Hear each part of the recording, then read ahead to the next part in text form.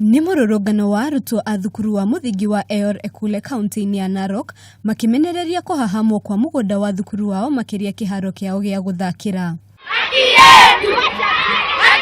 Kũringana na mũikarĩri gĩtĩ wa bodi ya thukuru ũyũ Toltol Kimere, mũgũnda wa thukuru ũyũ ũhahamĩtwo nĩ mũndũ kĩũmbe ũrĩa nĩ mũtumia. Shule hii mama huyo anajiita Njushuya Njoshoi alikuja na akakata license ya shule, akakata segenge, akakata post. Robin Sena ũrĩa warĩ mũrutwo thukuru-inĩ ũyũ augĩte mũtumia ũyũ nĩ akoretwo akĩruta mũkana kũrĩ arimũ a thukuru ũyũ. Tumechukua hatua kuanzia siku ya leo wakati tulisikia uwanja inataka kunyakuliwa na mama fulani, tukasema ya kwamba hatutakubali tukiwa wanafunzi wa hili shule ambayo tulikuwa tumesomea hii shule tangia 200. Sisi ndio tulikuwa hili shule na hatujawahi sikia complaint kama hii kana kwamba uwanja ilikuwa imepatianwa.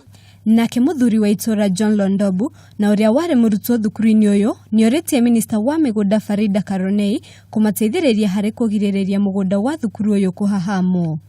Handũ-inĩ ha Kameme TV, Njĩta Wangari wa Mwangi.